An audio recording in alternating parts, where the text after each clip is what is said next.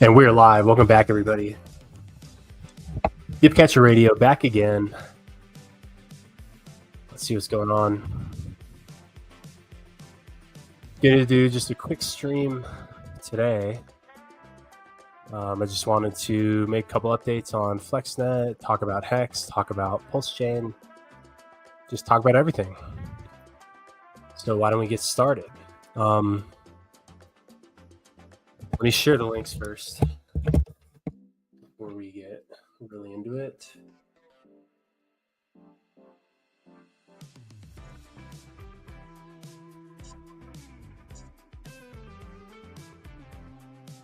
Let me join the discussion.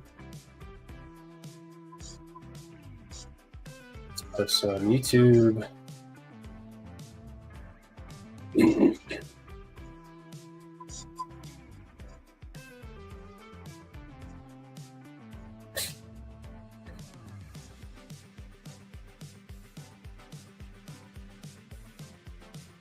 All right, we're posting the link. Thanks everyone joining us. 22 viewers on Twitter, 0 on YouTube.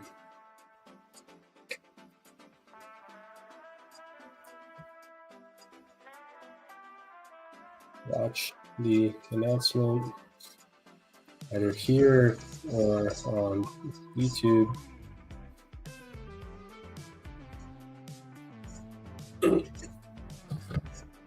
All right, we're on.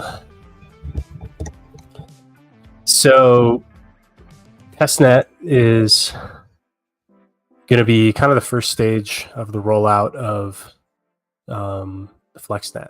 So FlexNet, as you know by now, is the first L2 centered around Hex, where Hex is the gas token and the primary liquidity pair.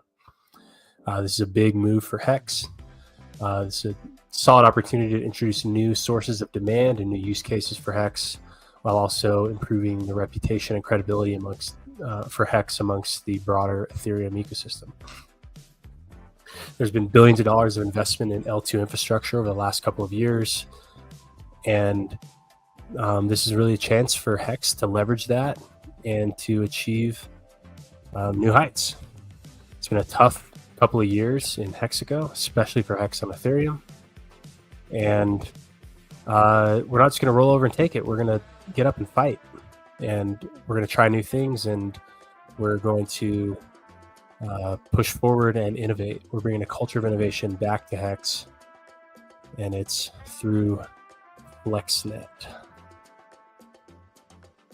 So testnet, we're going to roll it out on Monday. Probably Monday, mid to late day if you're in the United States.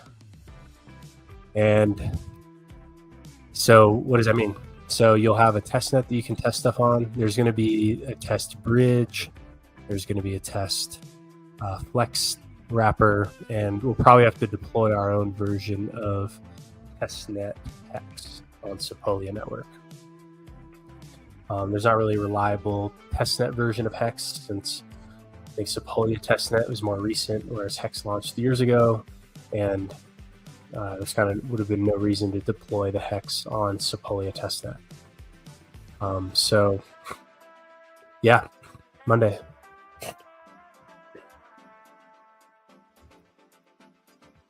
What else? So once that happens, the FlexNet ownership units are going to go up in price. So here, let me share my screen. And excuse my voice, I'm getting over some sickness.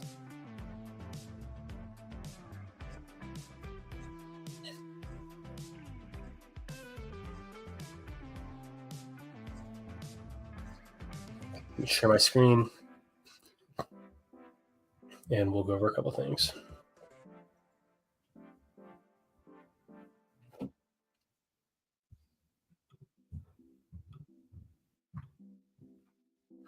Okay, so once the testnet's live, the rate for getting the ownership units is going to go up. So before, this was like 50, 100, and 200, but It's actually the price was not quite accurate because the price of ETH had gone up a lot since this was kind of decided on, and so I apologize for the kind of this not being live up to date price, because it's the price is 0.0369 ETH, and now you can buy it on PulseShare for 2.255 million Pulse. But the price is actually, because the price of ETH has gone up since like the site was made, basically. I made it reflect the more accurate value for that. So the price didn't go up suddenly. Just the description of the USD value of these units went up. So each time there's like a big milestone, that rate doubles during this launch phase. And so the seed rate is going to go up to about $140 per unit. Because it's just going to double, and it's going to double based on the ETH and the Pulse rate. So that's so you'll be able to get these. People had asked me to extend it from tomorrow, which was originally planned, to Monday, because they wanted to be able to lock in at this lower rate. So that is going to be available. So you'll have plenty of time over the weekend or Monday to lock in this Angel rate. Just today, we actually made it available to buy both on Ethereum and Pulse Chain. So still no more than 10,000 are going to be sold across the two. So those are available. Price is 0.0369 ETH or 2.255 million Pulse. So nothing changes with that. Just wanted to. People had been asking. They didn't feel like doing the bridge, and they didn't feel like doing all that. So we have extended this into ETH. So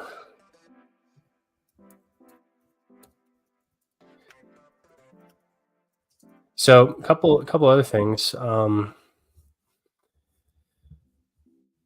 So you'll probably see some updates to the site. Well, I mean, we made a big update today when we did the just like those things, making the price more accurate to what the actual value is of that deposit, and then also adding support for both Ethereum and Pulse Chain. So far, about $155,000 has been raised to deploy and operate FlexNet. I'm very pleased with this. This is a huge step forward for Hex, and it couldn't be possible without all of you. So I truly, truly appreciate you. What I really like about the people that are joining this is that, like, this is not the consensus view. Like, the majority of users obviously are basically just going to do whatever they see come from the Richard Hartwin Twitter account. No matter who's running that, like, no matter what comes from that account is like what they just fall in line with. But we're obviously taking a different approach. Like, we believe that Hex on Ethereum has the highest growth potential, and we believe that the tailwinds that are being created by Ethereum as a network are perhaps greater than those tailwinds that exist on Pulse Chain. And so it's kind of a clear-cut economic assessment. Like, it's really nothing personal to anybody, but the people that are getting involved in this, that's a really unique set of users there, because that's a group that doesn't just fall in line and just kind of do what the crowd does. And who do you think are the high performing people in financial markets? They're the people that don't just do what the crowd's already doing, and they don't just do the obvious thing. So really good, I think, self-selection of people who want to see this out, and people who are willing to just think differently. That's kind of what we're about. And the 120 some people that have contributed and purchased FlexNet ownership units so far, they're the same. So I truly appreciate each and every one of you. And even if you don't get involved with the FlexNet ownership units, anyone who has Hex on Ethereum is going to benefit massively from this. And really, anyone who has anything related to that in the ecosystem is going to benefit massively. The number one driver for bridge value is the price of EHEX. EHEX is kind of like a leading indicator for everything else. EHEX was in a bear market before all the Pulse and PulseX and related coins were in a bear market. EHEX is kind of like the thing that leads the way. And it's the thing that it's the only thing in history that has driven substantial inbound demand to Pulse and PulseX. The only reason there was so much demand in the sacrifice was because Hex on Ethereum had gone up so much. And so focusing on Hex on Ethereum is kind of, it seems like the no-brainer thing to do, right? It seems like the prudent solution to try to drive ecosystem-wide value, where you're not trying to lift all assets up at once just for the sake of saying that you're trying to lift up Pulse or PulseX. Like it really comes down to what is the high leverage thing that can be done, and that really is to drive a new wave of adoption and demand for Hex on Ethereum.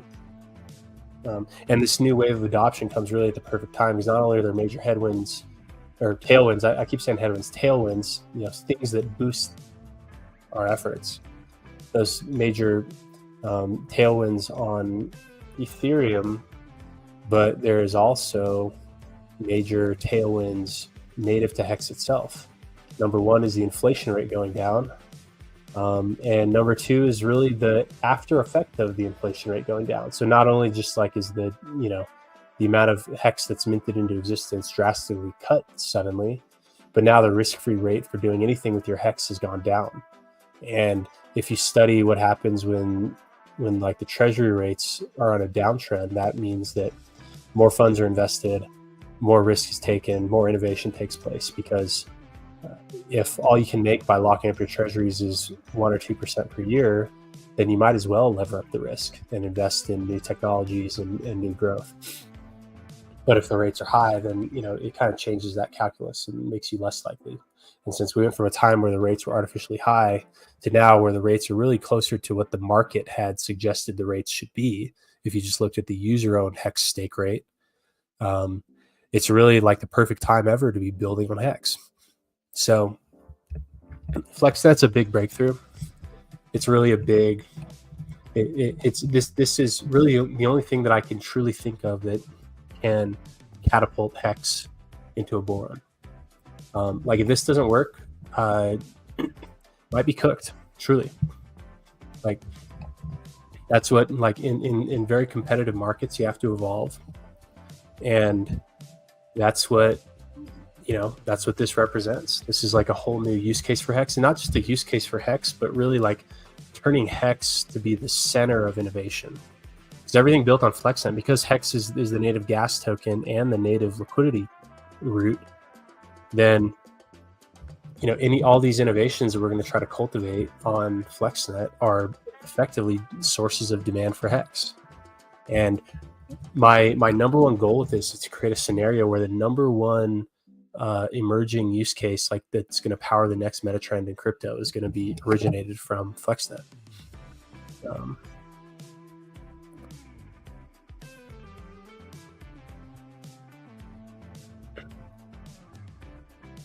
So here, I wanted to share one more thing with you guys. Just kind of want to talk. This will be published on the website soon, but why don't we talk this through? The FlexNet strategy memo. Let me pull this up and share the link, or share the screen rather. So this is the FlexNet strategy memo. I tried to make just kind of like a not a roadmap, but really just like what are the big initiatives that are going to take place with FlexNet. I call it the first Hex app chain. Another way to think about these L2s is kind of in the context of app chains. And a good example is one called Hyperliquid, which is like an app chain based around a trading protocol. It's quite popular, and it is basically an L2 that, where the the trading platform lives. And so that's kind of what this Hex is like the app chain centered around Hex, where, use cases built around Hex are, are native to the network that is powered by Hex. So our mission is simple. We're going to drive new use cases and demand sources for Hex. So a simple way to think about it, Hex wrapped into Flex is the gas fee token on FlexNet and primary liquidity pair. So there are four main initiatives that are ongoing in parallel, and these things are ongoing all the time. So these are like the things that are like the core activity that myself and others who get involved are going to be just focused on, and they're all part of the same effort towards making FlexNet a true hub for innovation and something that can propel Hex into the future. So first is just the network operations. So, like, how does the network work? So we're going to lean into the standard proven L2 rollup stack. We're not really inventing anything new with the actual network itself. We're going to lean into a lot of work that Arbitrum has actually done over the last 4 years to do this. But in the future, there may be like big innovations that we can. That's kind of the benefit of these rollups, is that they're kind of flexible in the sense that, like, say that there's a big opportunity to change something related to the network operation that could benefit the ecosystem. We can. So that's a big deal. And then part of that is utilizing industry-leading professional network hosting and maintenance. This isn't like a ragtag, basement hosted operation. Like, this is like a seriously hosted network, where, the success metric is greater. Maybe I should add another 9 here to the end, but 99.9% uptime. It probably should be even more than that, like 99.99% uptime. So that's, general network operations. So next up is FlexDex, which is the DEX plus Launchpad protocol, kind of blended into one. So using Hex as the primary liquidity route, and the goal is to design the token speculation protocol, which reduces risk and amplifies the upside. It's not enough anymore to just have tokens that go up. Like, people need to view the chain that you're on as the place where all the opportunity is. And so if we can reduce risk, and we can do things that reduce risk and amplify the potential upside, then that gives FlexNet a higher chance of being that place where the big opportunities are, where Solana was this past cycle, and where, Ethereum was last cycle, and some of the other alt layer ones. But and then we're going to solve major UI UX problems related to standard token trading.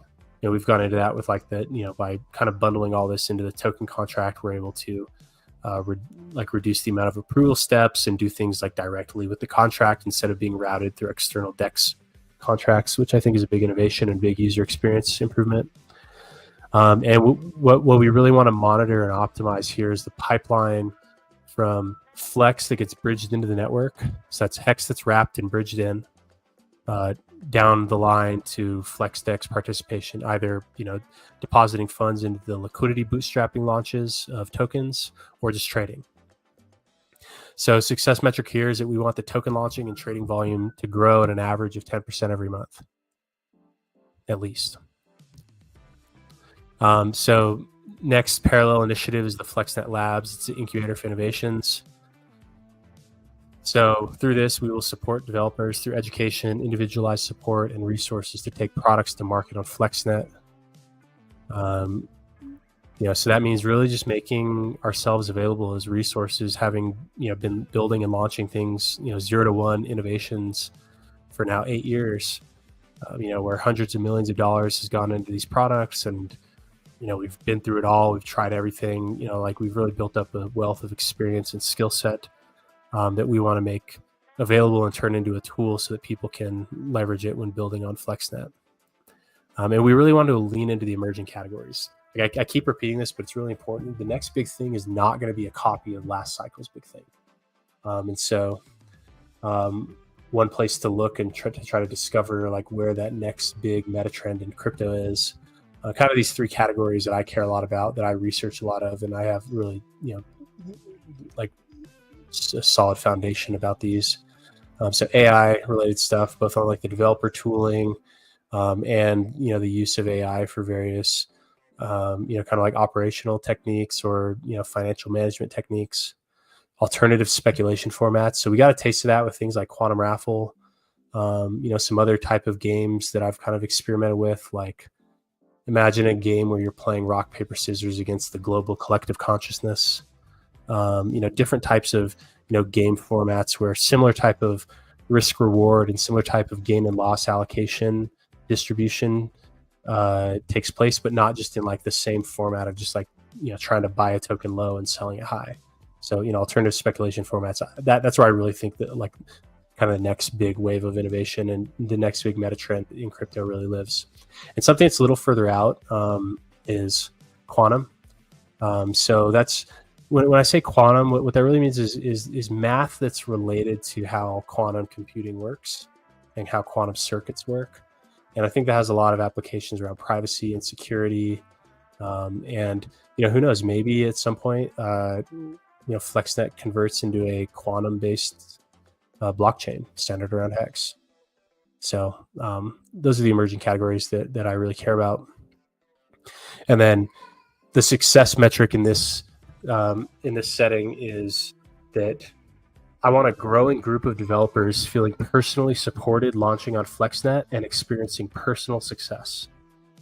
That's what I feel like Pulse Chain may be missing, is that there's not like a way for the developers to really feel personally supported launching things on FlexNet, and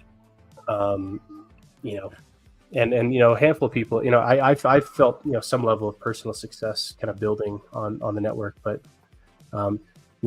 being kind of perpetual bear market,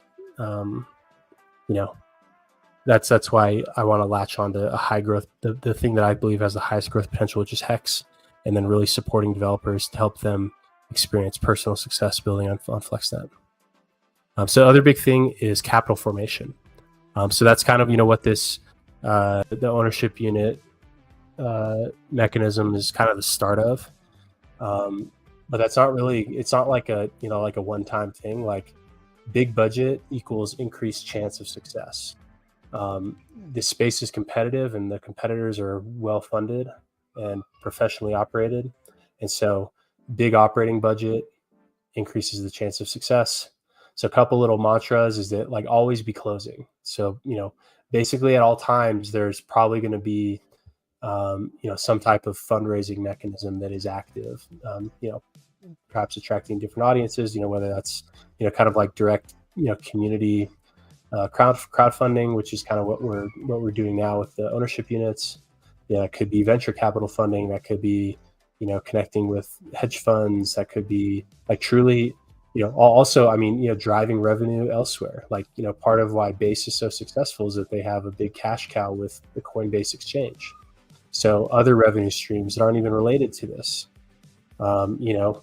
doing like truly, like I plan on going to the ends of the earth to keep this thing highly capitalized.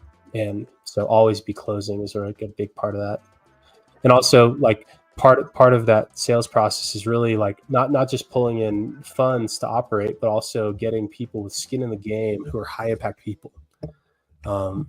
People who like really, you see a lot. Look at all of us, like the Hexicans actually, like Hex really did attract a lot of high impact people. Like look at the people that simply contribute to the ecosystem because they put their money where their mouth is, they got some skin in the game, and then they started taking action. So kind of that same type of culture that early, I'd say like 2019 through 2020 Hex had attracted. I really want to be able to replicate that here. And so a success metric for that initiative is to finish each year with more execution budget than the start of the prior year. So every year growing the budget, every year, growing revenues so that we can, truly make this the biggest thing on earth. Why can't this be the biggest thing on earth? Truly, we have all the tools at our disposal. We have a underlying asset which is primed for massive markups. We have the desire to win, we think about things differently. Like just by anyone who's participating in this in general, like you already have self-selected yourself as someone who thinks differently and thinks for themselves. And so like that's like the right type of culture that can bring this to massive heights. So yeah, so this will be published soon, but I just wanted to share that with you guys and kind of voice these things and talk about kind of these four main goals. So, network operations, FlexDex, FlexNet Labs, and capital formation.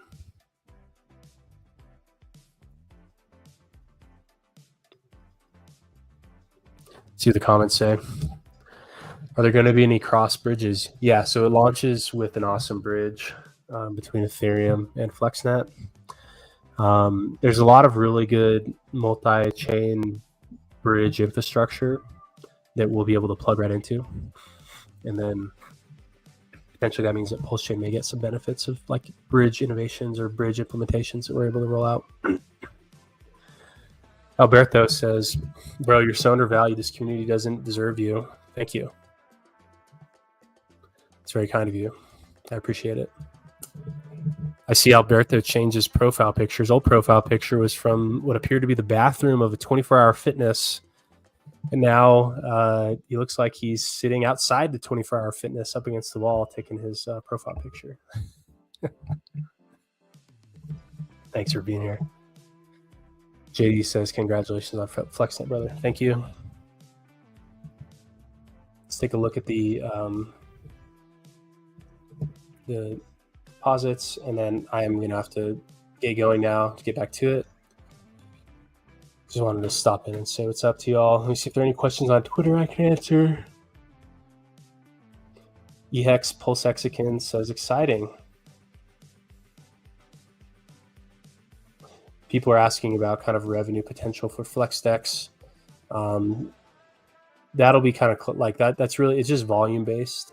So it's kind of, it is kind of tough to estimate accurately.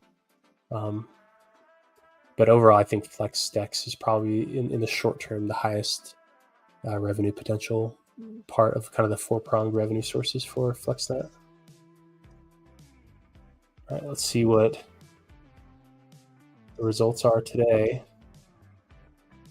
Okay, so far $152,000 have been raised. 150K of that is on Ethereum and 2,700 of that is on Pulse Chain. That's interesting. I mean, maybe because maybe people had bridged out, or just people just like were, already people who were more likely to do this will have had Ethereum. But that's, so we'll see kind of how the Pulse Chain issuance goes before that, this current rate ratchets, cuts off on Monday. Archmax says, win DipNet. I guess this is kind of what that is, right? Probably wouldn't, maybe DipNet isn't the best name for a chain, but, is there such thing as an L3? Believe it or not, there is. Things like Degen Chain are L3s because their settlement layer is Base, and the token that's their custom gas token was a token on Base. And since Base is an L2, there in fact are L3s. And I mean, I guess the reason why you do that is that if your user base already comes from that L2 as like the place where your native gas token is going to come from, you might do that. But in this case, since the native gas token comes from Ethereum, this is an L2.